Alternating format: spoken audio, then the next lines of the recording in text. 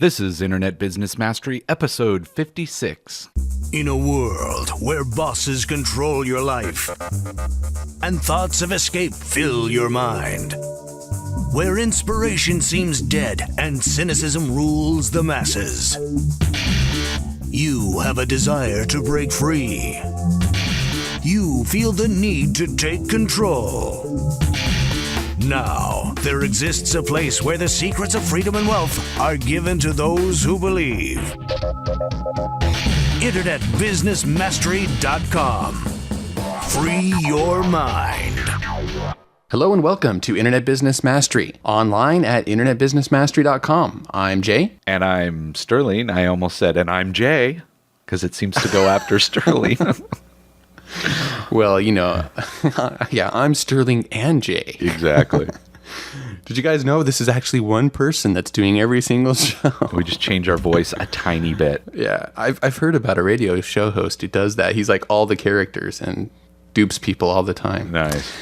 That would be pretty fantastic. Anyway, we are here to help you escape the 9-to-5 and live the lifestyle of your dreams by turning your life's passion into a profitable business, even if you're getting started today. On this episode of the Internet Business Mastery, we're going to talk about 6 specific ways to make 2009 the best year ever. Just entering a new year, and we're going to help you get it started with a bang. Then we also have a quick tip for you. We're going to talk about the tool that we've always wanted for Twitter, and it is finally here. So we're going to talk to you a little bit about that. So Sterling, we've just got back from a couple weeks off. This is our first full week back in gear, full time.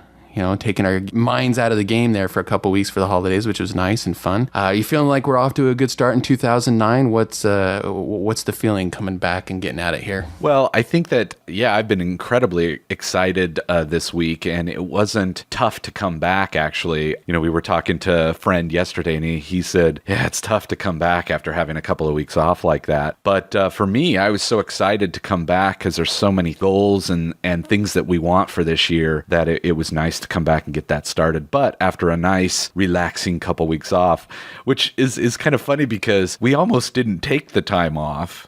And it seems so weird now that I'm like, we got to take some time off, you know, because we were going to, start planning another launch and doing all this. Well, that would have meant we'd been working every day, but maybe Christmas Day. And we finally were like, nah, let's not do that.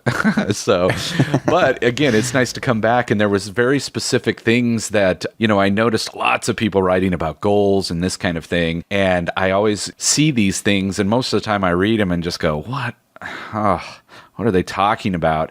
So luckily, the stuff we're going to talk about in the features segment, this is the entire process of what I do and we do, right, to make these things actually happen. So putting all of this into effect this week was awesome. I had a great time doing it. Yeah, it's very energizing time of year. Whatever it is about, the new year, the fresh start, the, a new chance or whatever. It's just, and I think as cliche as it may seem, I think it's a good thing to try to take advantage of that energy that just comes around this time of year. That we all feel, and a lot of other people are kind of doing the same, and so we've definitely made the most of it ourselves and come up with some good stuff. So I'm excited to talk all about it in the feature segment. So let's go ahead and dive right in.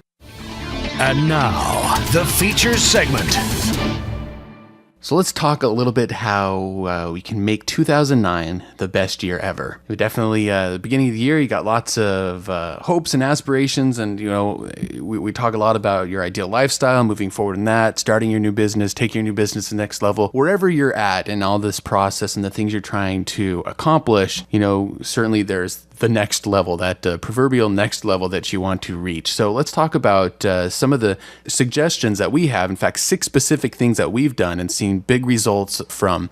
And we like doing these things at the beginning of a year in order to help us make sure that, the year that we're at can see exponentially more success than, even the last year. All right, so let's go ahead and start with number one. And I know this is one you like quite a bit, Sterling, so maybe you can tell us a bit about it. You just wrote a blog post on this, but the first step is that it all starts with the definite major purpose. And then, the things that go along with that is the fulfillment factors that we talk about. And you want to review that and refine your definite major purpose and your fulfillment factors. So what is the importance of that for you? Here's the interesting thing I've found with any sort of goal setting that I kind of mentioned in the chit chat. A lot of people say, okay, here's how you do goals. You figure out what you want, you set the goal in the positive, you put a date on when it needs to be achieved and all this kind of stuff. And I did that for years. And most of the time, I would have 200 goals. Like some people are like, write everything. And what I would end up finding out is maybe by the end of the year, if I was lucky, I achieved one of them. And throughout the years, like until even just a few years back, this happened to me constantly that, for whatever reason, I didn't have, by maybe February, I'd maybe forgot about the goals, or by, March, I hadn't even looked at them since March when the next year would come up. And, like part of what I kind of found was that if there isn't some sort of a why behind the goal other than I want a Ferrari.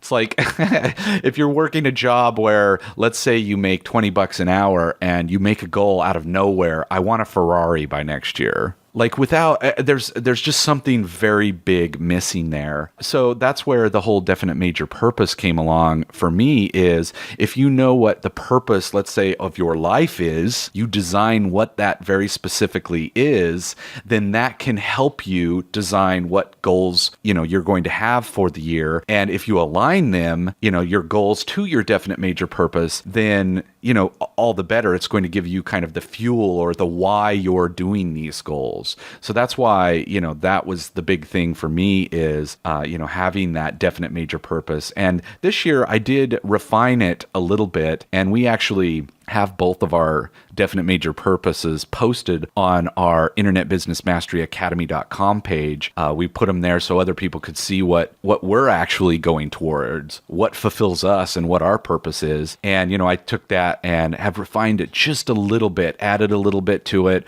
refined some wording so that, as I'm, designed my goals this year, it was crystal clear for me that that's the direction I wanted to go. Yeah, I think, it's all about being mindful of what you really want, what you really think, what you really believe in life, what fulfills you in life. Because if you're not mindful, then you are being acted upon by forces that you're not aware of, but are very, very real. And they're often coming from within you. And maybe this all sounds very esoteric and nebulous, but what if, you even last week were talking to me about the fact that you realized that in a way you kind of had this secondary definite major purpose that was in opposition to the very thing you were really trying to accomplish. And so, people set all these goals about weight loss or whatever, right? But if you don't understand, what it is you're really going for or what your real beliefs are about weight loss and what it means to you and what you're trying to achieve with that, better health so that you live longer for your children's sake and to be with them and enjoy family or whatever the case may be,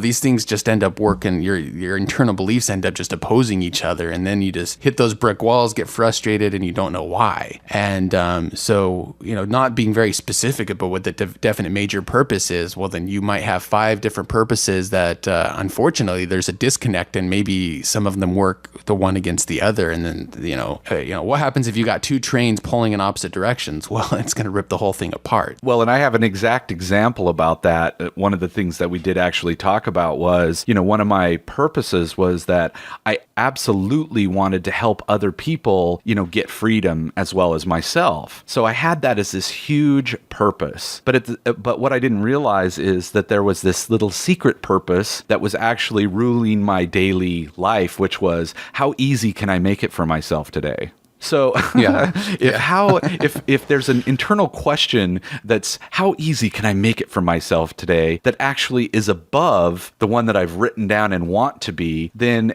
anytime I'm deciding what I'm going to do every single day, like I put my goal, I've got my goal in front of me, write this blog post to help people with this. And, that fits the purpose that I've stated, that I want to help people with freedom, blah, blah, blah.